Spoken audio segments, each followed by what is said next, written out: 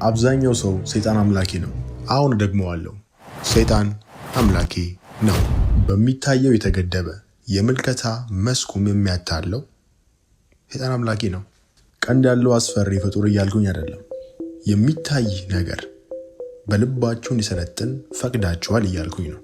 ይህ የሉሲፈር ጠልሰም ነው። ብርሃን በሁለቱ ጥቁር ጉድጓዶች በብሌን ተመጦ ገብቶ በኋለኛው የአንጎል ክፍል ምስላዊ ኮርቴክስ ሲቀነባበር የሚወክል ነው።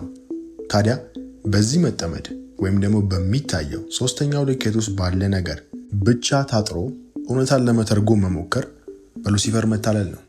ለዚህም ነው አብዛኛው ሰው ሰይጣን አምላኪው ነው። በሚታየው ብቻ ነው እውነታውን ለመተርጎም የሚሞክረው።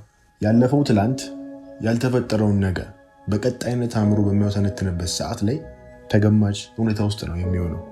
ተገማች እውነታ አዲስ የሆነ ነገር ሊፈጥር አይችልም። በተገደበ ሳጥን ውስጥ ነው ነገሮችን ለመተርጎም የሚሞክረው። ሶስተኛው ልኬት ውስጥ የቀረበ የሚገኝ እውነታ በሙሉ ራሱን ችሎ እውነታ አይደለም፣ ግማሽ እውነታ ነው። እውነታውን ሙሉ የሚያደርገው ተመልካቹ ነው። በፊዚክስ ጥናት ውስጥ ጥቃቅን ንዑሶች በምንመለከታቸው ሰዓት ላይ ባህሪያቸው እንደሚቀያየሩት ሁሉ ሶስተኛው ልኬት ለሚገኘው እውነታ እኛ ተመልካቾቹ ነን። አዎንታዊ ወይ ደግሞ አሉታዊ ኃይልን እየመገብ ነው እውነታውን እውነት አድርገን የምንቀርሰው። ለማንኛውም ይሄ መጽሐፍ ይነበብ። ማስፈንጠሪያው ባዮ ላይ ይገኛል። ትኩረታችሁን አሁን ላይ ማድረግ ከቻላችሁ የማይታወቅና የማይገመተው ውስጥ ነው የምትሆኑት። የማይታወቀውና የማይገመተው ውስጥ ደግሞ ቀጣይነት ያለው ብዙ እውነታዎች አሉ። እነዛን እውነታዎች በቀጣይነት የመለማመድ እድልን ራሳችሁ ትሰጣላችሁ።